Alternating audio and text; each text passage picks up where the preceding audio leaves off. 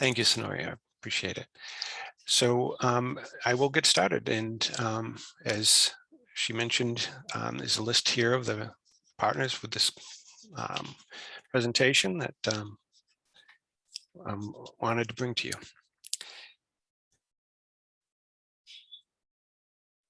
And I'm having, oh, sorry, a little technical difficulty there for a moment.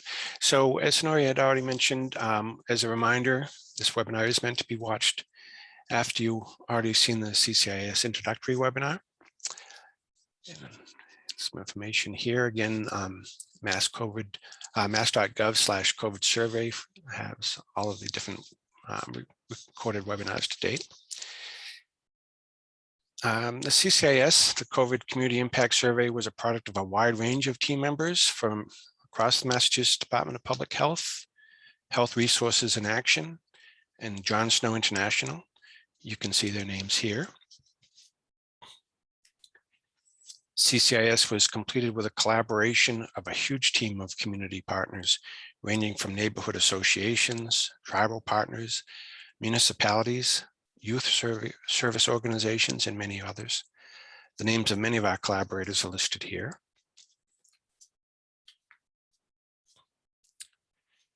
So this webinar will share some key findings from the COVID-19 Community Impact Survey around the pandemic's impacts on housing stability. We have a couple of goals. The goal of this is that these findings identify ways to advance new collaborative solutions with community partners to solve underlying causes of inequities, and to provide data that stakeholders at all levels can use to make case for a healthy future for all. Now move right into the focus on housing stability and the data to follow. We want to explicitly acknowledge that framing matters when we look at understanding of data and housing stability. Access to things like healthy food, safe housing, affordable medicine, technology, employment, and childcare are not separate issues from COVID-19. The pandemic's impact on people's ability to afford and access basic needs have changed lives and put people at greater risk for poor health, particularly among those already experiencing poor health outcomes. For housing in particular, COVID-19 has clearly underscored the importance of safe, stable, and affordable housing to health, and has highlighted the social and economic costs of persistent inequalities and gaps in the safety net. This has enormous impacts on health and well-being.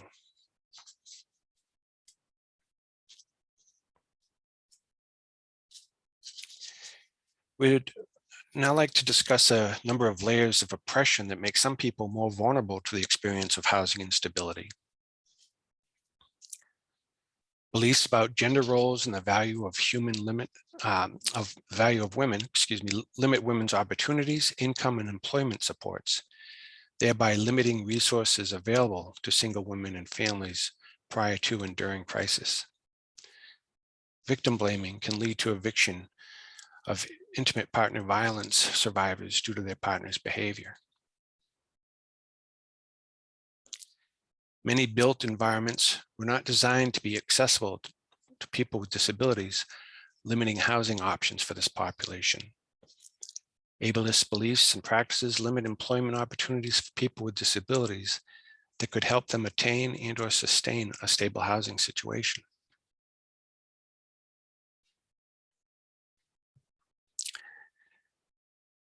Racist systems practices like redlining and disinvestment have limited the resources that people of color may access in times of acute economic distress, and the availability of safe housing in preferred neighborhoods. Racism among service providers can prevent people of color from learning about or accessing housing resources.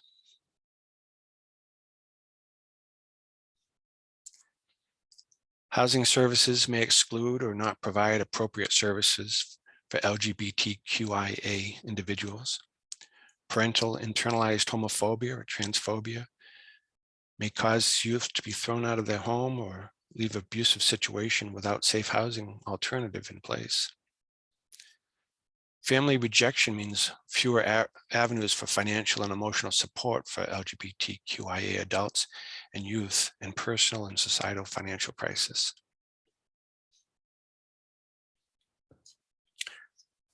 Prioritization of corporate and individual profit over well-being limits political will to introduce, expand, and preserve affordable housing statutes, policies, and practices.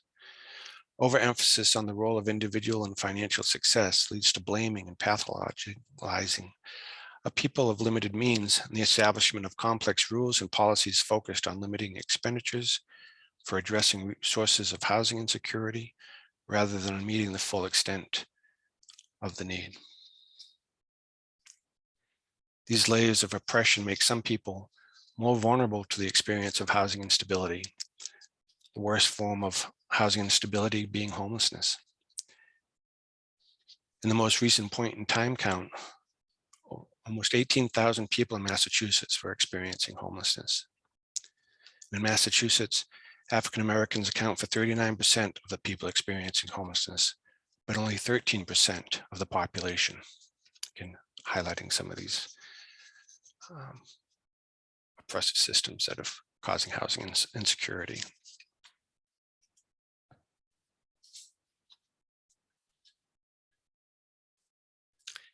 The COVID-19 pandemic has exacerbated existing inequities related to housing affordability and access.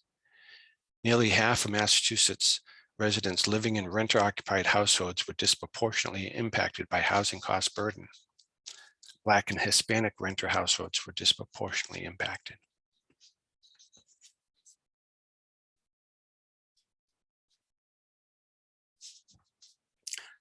Pandemic-related unemployment in Massachusetts caused many residents to lose income that they relied on for housing and basic needs. This graph allows the unemployment rate for Massachusetts and nationally, along with the COVID cases per month. Unemployment has remained high throughout the pandemic and still has not recovered to pre-pandemic levels.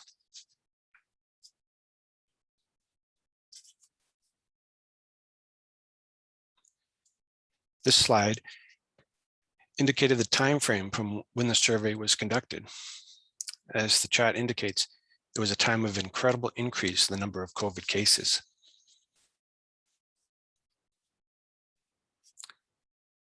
There are two questions regarding housing stability in the CCIS. CCIS respondents were asked first about the expenses and bills they were most worried about paying in the next few weeks, and about whether they were worried that they may be required to move in the next few months. More than 1 in 3 CCIS respondents were worried about paying their housing and/or utility expenses.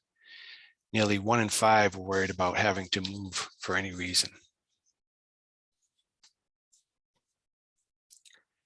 Individuals who were worried about moving in or utility expenses were significantly more likely to be worried about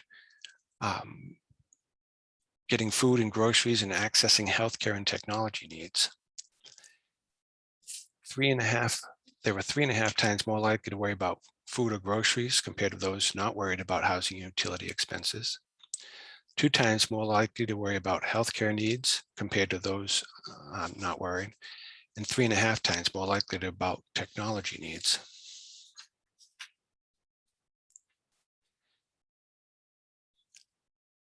Similarly, people worried about moving were more likely to be worried about getting each type of basic goods and services.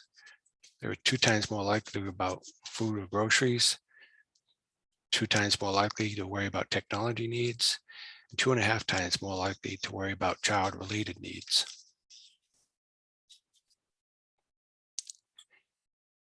Individuals who were worried about housing and utility expenses were more likely to identify specific resources as helpful to them. They were 3 times more likely to identify free or cheaper food and supplies as helpful. They are 3 times more likely to identify knowledge about their rights as a renter or tenant as helpful, and 4 times more likely to identify knowledge about their rights as an immigrant as helpful.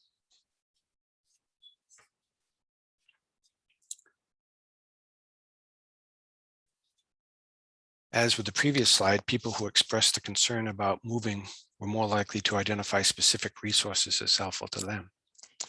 They're 1.8 times more likely to identify free or cheaper food, 7 times more likely to identify knowledge about their rights as an employee as helpful, and 3 times more likely to identify knowledge about their rights as an immigrant as helpful, compared to those who are not worried about moving.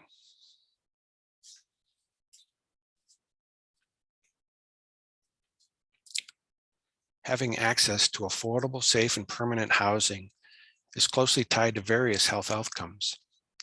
Individuals who reported housing-related concerns were significantly more likely to report poor mental health days or PTSD symptoms.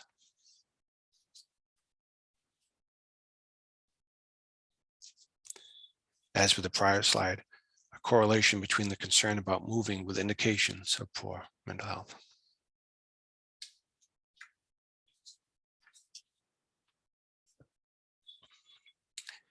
These next series of slides share the concerns around housing was much more prevalent among many demographic groups. As you'll see, certain groups, including people of color, parents, caregivers to a child or adult with special health needs, individuals with disabilities, individuals who identify as non-binary or transgender, were significantly more likely to report housing-related concerns. Here, with the worry about paying housing utility expenses, as was reported, they're 2 times more frequently among those aged 25 to 34 years or 35 to 44 years old. They're 2 times more frequently among those identifying as Hispanic or Black. Over 1.5 times more frequently among those who speak a language other than English. And again, over 1.5 times more frequently among those with a larger household. And with the worry about a move for any reason was reported over 2 times more frequently among those aged 25 to 34, 2 times more frequently among those identifying as multiracial, 1.5 times more frequently among those identifying as other race, and 1.5 times more frequently among those with a larger household.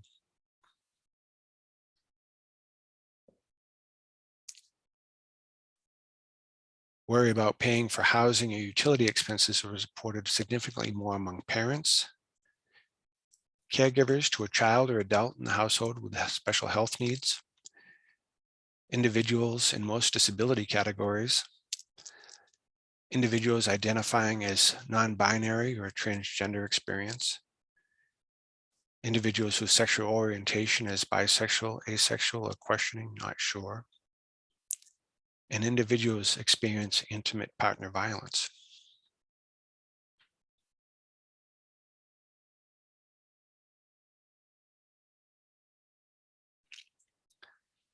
Worry about moving for any reason was reported significantly more among caregivers to a child with special needs, individuals in all disability categories, individuals identifying as non-binary or of transgender experience, individuals whose sexual orientation is queer or questioning, not sure, and individuals experiencing IPV.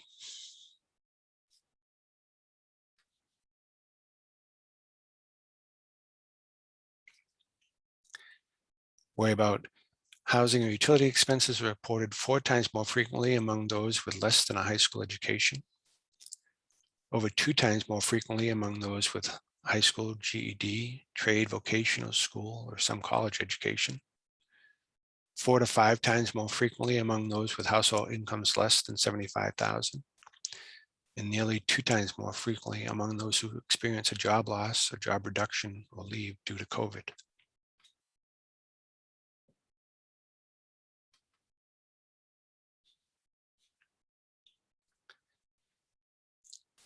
Worry about having to move for any reason was reported 2 times more frequently among those with less than a high school education, 2 times more frequently among those with household incomes less than $75,000, 2 times more frequently among those who experience a job loss or job reduction due to COVID.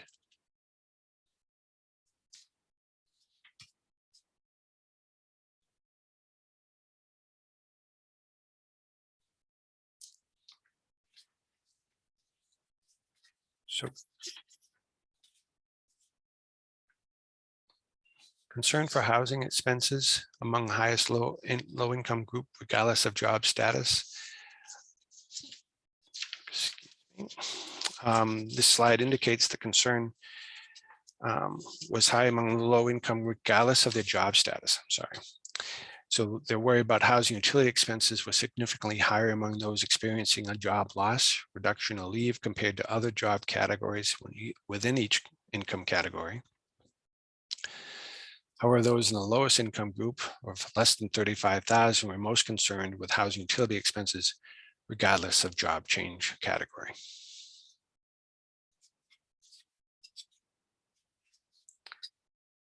34% of all respondents indicated they were worried about paying for housing or utilities. This slide shows the 20 communities with the highest percentage of people who responded that they were concerned about housing-related expenses. Nearly 7 in 10 respondents from Lawrence reported being worried about paying for housing and utility-related expenses, and approximately half of respondents from Brockton, Revere, Randolph, and Springfield reported being worried about paying for housing-related expenses.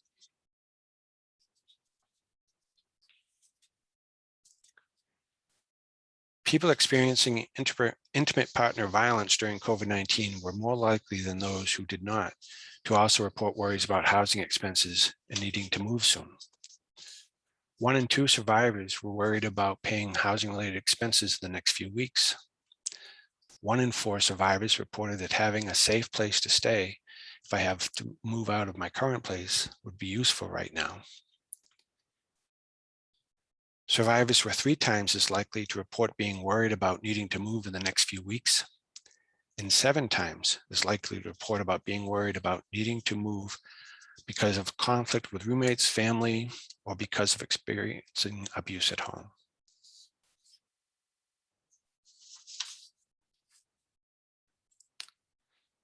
Many of the CCIS findings align with recent qualitative data captured by various DPH programs that work on housing issues. Many needs and challenges identified within the CCIS continue to persist. Significant increase in fiscal pressure for families who lost their job or had limited work schedules. High unemployment rates for parents, with many reporting being laid off or unable to work due to childcare needs. High rates of reported unemployment, housing instability, and homelessness for young parents. Many DPH programs are relying on emergency funding to help keep people housed. There's a high level of concern for how to continue to support residents when emergency resources and eviction moratoriums end. Many housing-related challenges exacerbated by the pandemic will remain or worsen in the upcoming year. Concern of not enough transitional housing placements for homeless youth, expected increase in rental costs. Programs working with youth and young parents reported seeing an increase in homeless youth, a population not captured in the CCIS. And individuals reported being evicted or being threatened with eviction despite eviction moratoriums.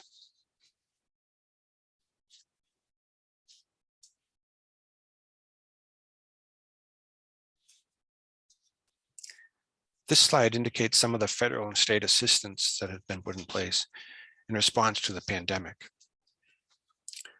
First, we have the Residential Assistance for Families in Transition, or RAFT. In January 2021, the benefit cap was raised to $10,000. The Emergency Assistance and Home Base. Home Base is the Commonwealth's rehousing benefit created to provide families who are in emergency shelter system an opportunity to overcome some of the financial barriers to end their homelessness. Language was removed, limiting families to a combined $10,000 from both RAFT and Home Base. The Emergency Rental and Mortgage Assistance, IRMA, launched in July 2020 to assist eligible households with rental or mortgage payments. In January, the cap was raised to $10,000. And the Emergency Rental Assistance Program, or ERAP, launched in March 2021, expanded relief for rent and utility expenses.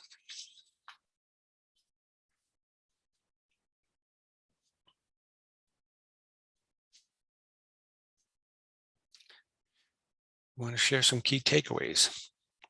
Housing is health. Having access to affordable, safe, and permanent home is closely tied to various health outcomes. Individuals who reported housing-related concerns were significantly more likely to report poor mental health outcomes.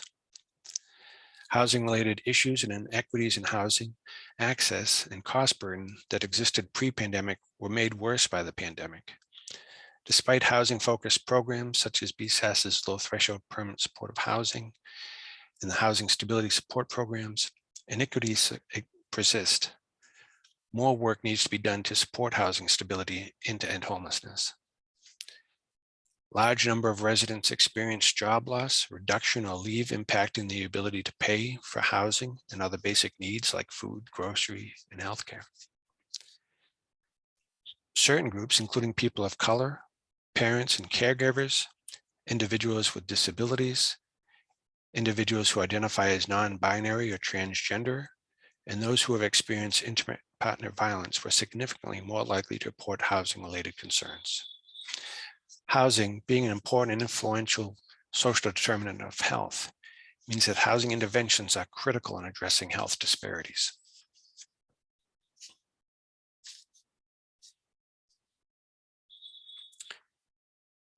We wanted to share with you a few housing resource websites that you can go to. There's a couple here. One is a housing guide that has all sorts of information in terms of different types of housing assistance. And has issues solved around eligibility, or questions, I'm sorry, around any type of eligibility and application process can be found in this website. And DHCD also has a second website that you can go to, that you can plug in the name of your community, and it will give you contact information for different housing assistance providers in your area.